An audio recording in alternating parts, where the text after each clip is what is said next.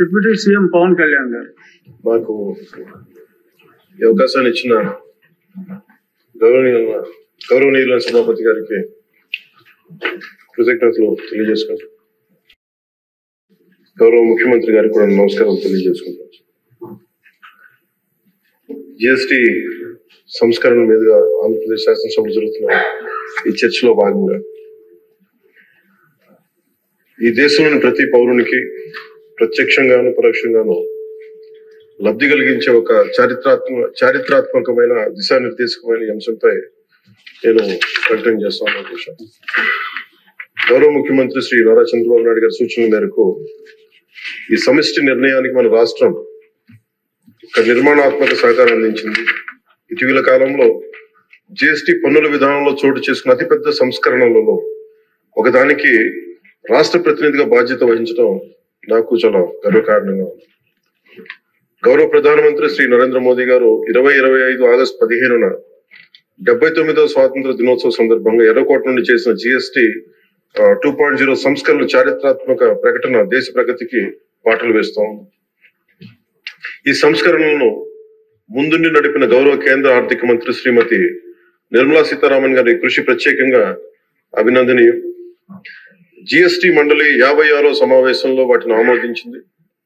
గౌరవ ముఖ్యమంత్రి శ్రీ నారా చంద్రబాబు నాయుడు గారి రాష్ట్ర ఆదాయాలకు ప్రత్యేకించి అనేక సందర్భాల్లో ముఖ్యంగా జిఎస్టి వచ్చిన తర్వాత గౌరవ ముఖ్యమంత్రి గారు సందర్భంలో అన్న మాటలు రాష్ట్ర ఆదాయాలకి నష్టం కలుగుతున్నప్పటికీ కూడా సామాన్యుల ప్రయోజనాల కోసం విధానాన్ని మనం బలంగా సమర్థించాలని చెప్పి ఈరోజు వారు కూడా దీన్ని బలంగా సమర్థించారు అధ్యక్షత.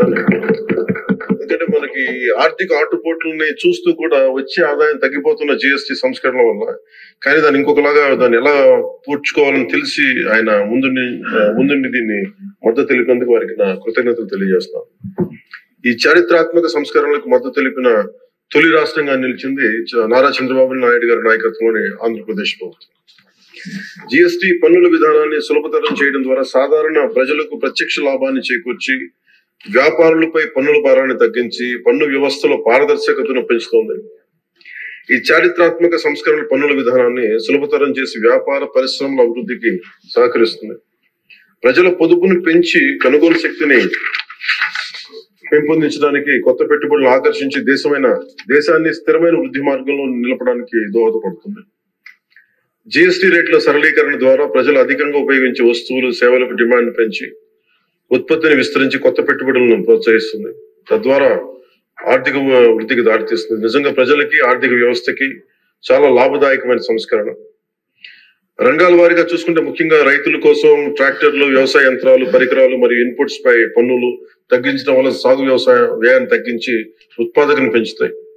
తద్వారా గ్రామీణ ప్రాంత ప్రజల ఆదాయాలు పెరుగుతాయి. ఆధునిక సాంకేతిక పరికరాల వినియోగం ప్రోత్సహించడం ద్వారా వ్యవసాయ వృద్ధి మరింత బలపడుతుంది. తక్కువ ఆదాయ కుటుంబాల కోసం పాలు గాని, పెరుగు కానీ, పన్నీర్ లాంటి నిత్యావసర వస్తువులపై పన్ను 5% నుండి 0% తగ్గించడం ద్వారా రోజువారీ వ్యయాన్ని తగ్గిస్తా ఉంది. నిత్యావసరాలు నెయ్యి గాని, వెన్న గాని, వంట పాత్రలపై పన్ను 12% నుంచి 5% తగ్గించడం కూడా కుటుంబ బడ్జెట్లకి ఇది చాలా ఉపశమనం కలిగిస్తుంది. అలాగే ప్రతి కుటుంబం కోసం ఉండే సబ్బులు గాని, షాంపూలు గాని, టూత్ పేస్ట్ వంటి వ్యక్తిగత సంరక్షణ ఉత్పత్తులపై పన్ను 18% నుంచి 18% నుండి 5% పరిమితం చేయడం ద్వారా వాటి ధరలు చాలా గణనీయంగా తగ్గుతాయి. తద్వారా ఆరోగ్యం, వ్యక్తిగత పరిశుభ్రత మెరుగుదల కనబడుతుంది.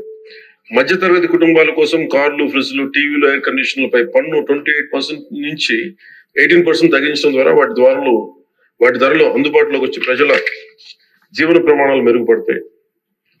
అలాగే గృహ నిర్మాణానికి సంబంధించి సిమెంట్ పన్నుపై కూడా 28% నుంచి 18% తగ్గించడం ద్వారా గృహ నిర్మాణ వ్యయం తగ్గి సొంత ఇంటికల సాకారం అవుతోంది.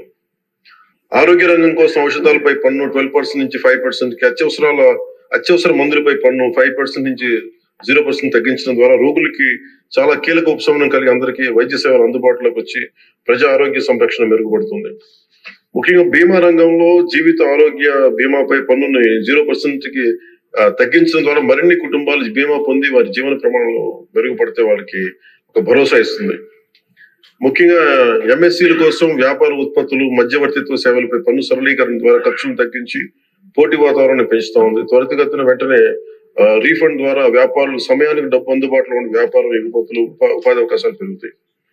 విద్యారంగం కోసం విద్యారంగానికి సంబంధించిన వస్తువులపై తక్కువ పన్నులు విద్యను మరింత అందుబాటులోకి తెస్తాయి. జిఎస్టీ 2.0తో భరోసా. ఈ సంస్కరణ ద్వారా ప్రజల చేతిలో ఉండే సంపద మరింత పెరిగి వస్తువుల వినియోగం పెరగడంతో పాటు నూతన పెట్టుబడులకు ప్రోత్సాహం లభిస్తుంది. తద్వారా ఆదాయ సేకరణ పెరుగుతుంది. వాణిజ్య పరిశ్రమలకి సంబంధించి జిఎస్టీ సంస్కరణ విజయవంతమైన అమలు సహకరించిన అన్ని వాణిజ్య సంస్థలు, వ్యాపార సంఘాలు, పరిశ్రమ సంఘాలకు ఆంధ్రప్రదేశ్ శాసనసభ హృదయపూర్వక కృతజ్ఞతలు తెలుపుతోంది. ప్రజలకి లబ్ధి చేరేలా చేసిన ఈ భాగస్వామ్యం సమగ్ర వృద్ధిలో సాధనలో కీలకం. ఈ అవగాహన కార్యక్రమం ముఖ్యంగా జిఎస్టీ సంస్కరణ లాభాలు ప్రతి కుటుంబానికి చేరుకోవడానికి ఇది ఒక కార్యక్రమం చేపట్టాలని అందరం కోరుకుంటా ఉన్నాం. అధ్యక్ష, జిల్లా నుంచి గ్రామ స్థాయి వరకు ఈ అందరికీ తెలిసేలాగా మరింత ఏమేమి తగ్గుతాయి, ఏవి బెనిఫిట్స్ ఉన్నాయి, ఇవన్నీ ప్రజలందరికీ తెలియజేసే ఒక కార్యక్రమం ఖచ్చితంగా రూపొందించాలి. దాని మీద మేము కోరుకుంటా ఉన్నాం.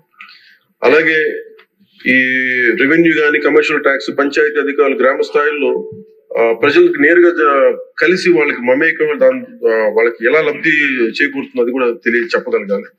పరస్పర అవగాహనతో పాటు పలు మీడియా వేదికల ద్వారా విస్తృత ప్రచార కార్యక్రమాలు చేపట్టాల్సిన అవసరం ఉంది. ఈ కార్యక్రమం ప్రధాన లక్ష్యం ప్రతి కుటుంబం జిఎస్టీ సంస్కరణల గురించి తెలుసుకుని వాటిని లాభాలు పొందాలని మనస్ఫూర్తిగా కోరుకుంటూ ఆంధ్రప్రదేశ్ ప్రభుత్వం ఈ చారిత్రాత్మక మార్గదర్శక సంస్కరణలు ఆహ్వానిస్తూ ప్రజల ఆర్థికాభివృద్ధి కోసం వాటి విజయవంతమైన అమలుకు సంపూర్ణ మద్దతు ప్రకటిస్తుంది. థ్యాంక్ యూ అధ్యక్ష.